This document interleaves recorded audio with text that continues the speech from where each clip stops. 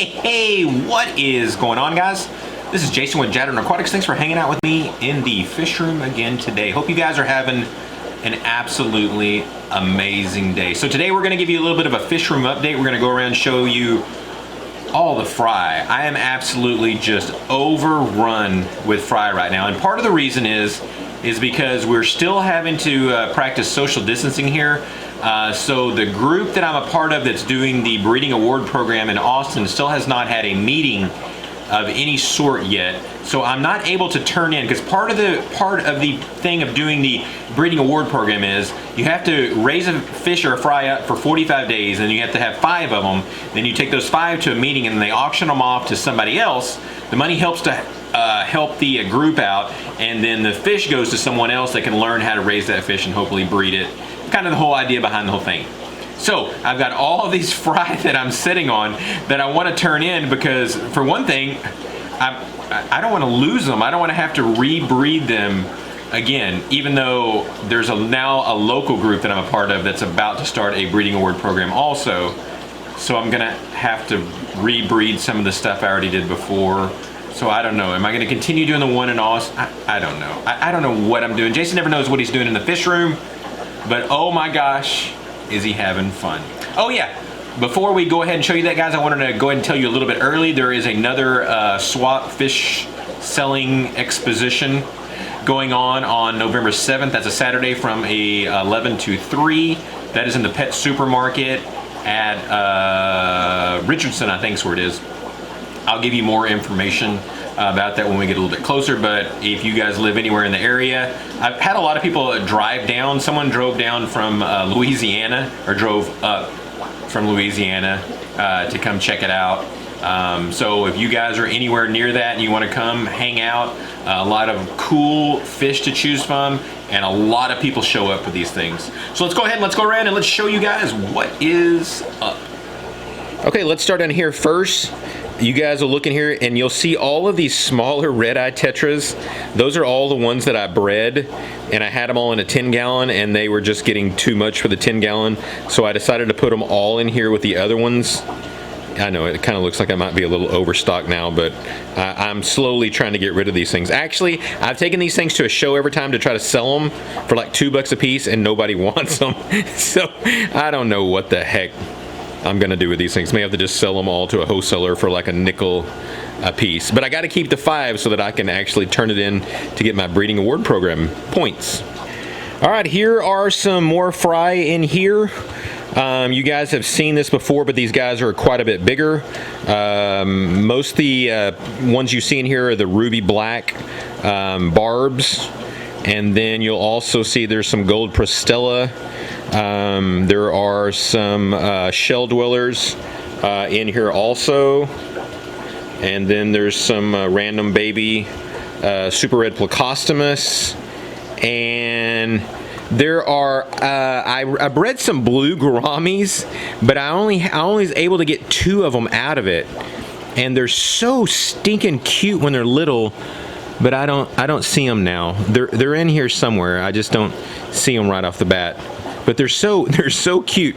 There's a few other ones that I bred that I only got like 1 out of, like this gold barb. I only got 1 out of it, and then there's a few other ones that are in there also. In this tank, these are all Bosemani Rainbow. As you can probably see in here now, the males are finally starting to show some color. You can just barely see just a little bit of orange showing up in some of their tails.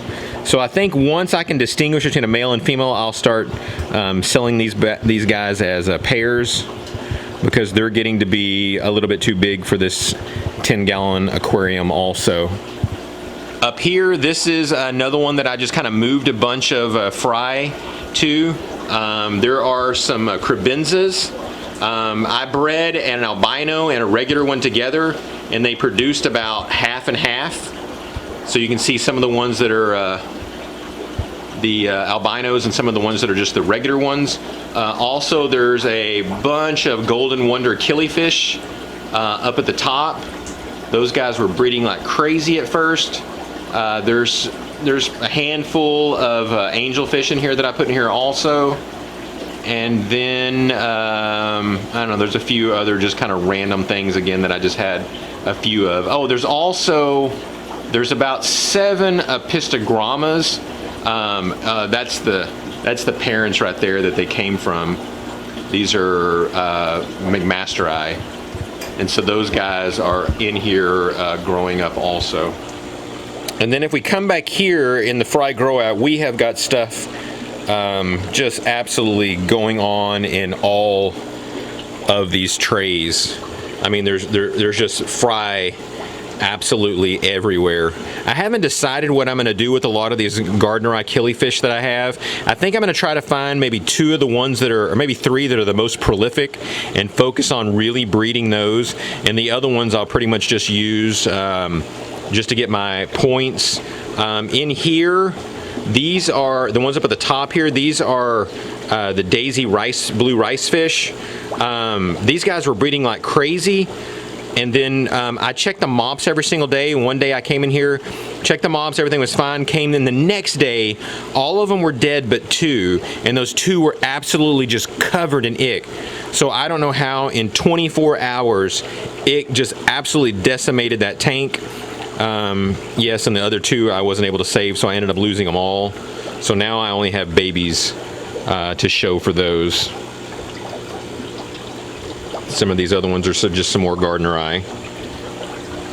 And then down here, this is a bunch of black angelfish that are about a week old. Some of these are some of the oldest babies I have from the killifish. You can actually see some of the color finally starting to show up on the males, where those tails and stuff are finally starting to be formed.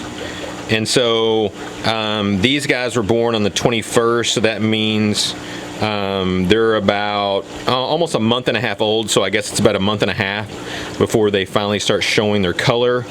I've also noticed on this tank a pretty significant difference is this tank runs about 2 degrees warmer than this tank does. I'd explain to you why, but you don't really care.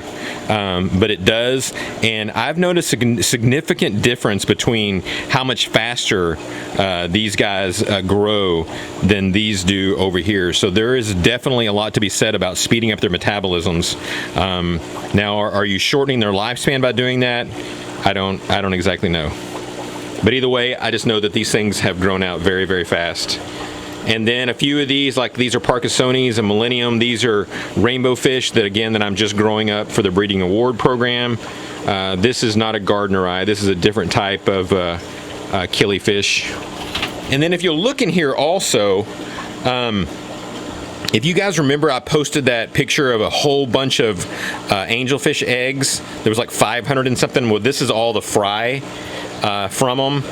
So these guys used to be up here in one of these containers, but they've got to be too many that's in there, and so I never really know exactly what I'm going to do in the next stage, because if I take these guys and I move them to a regular tank that's not heated, they're going to grow really, really slow.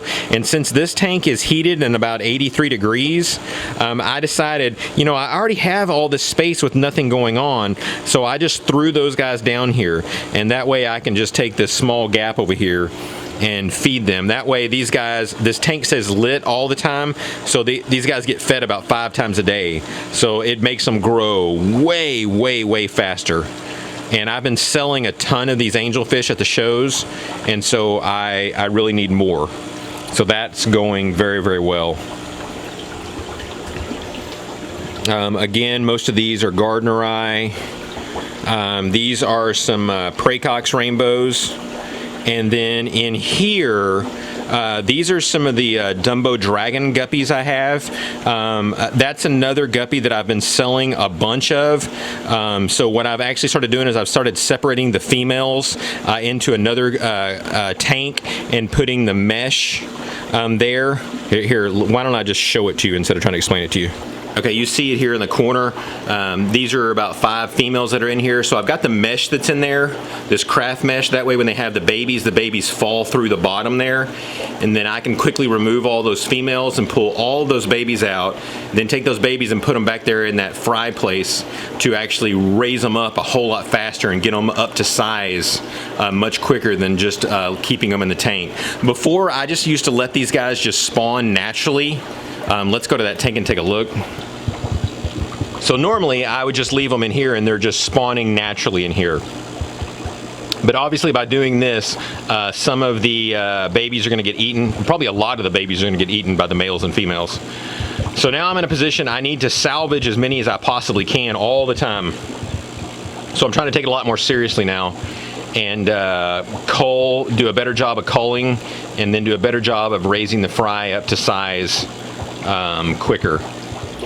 Then back here again, you can see all of the killifish that I have. I've been regularly getting eggs from the different ones that spawn down into the peat.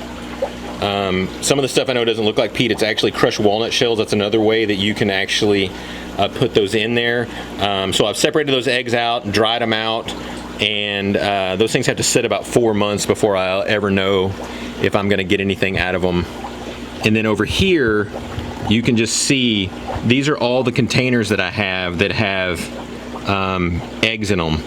So this is what I come over here and check every single day to see if any of these fries have hatched, so that I can move them over to the fry grow out, and then I'll go through and check all the spawning mops for every single one of these daily, and then move those eggs in there. So my wife has become a tremendous help. She comes out here with me almost every day now and helps me go through these mops. So instead of this taking an hour, we can do it all in about 30 minutes now. And now this, on a sad note, this is the breeding pair of black angels that I have, and if you can see here on this female, she has an internal tumor on her other side here if she'll turn. So as you can see, it's completely under her skin and it's gotten very big, and she obviously doesn't want to breed anymore. She kind of stays over there in the corner.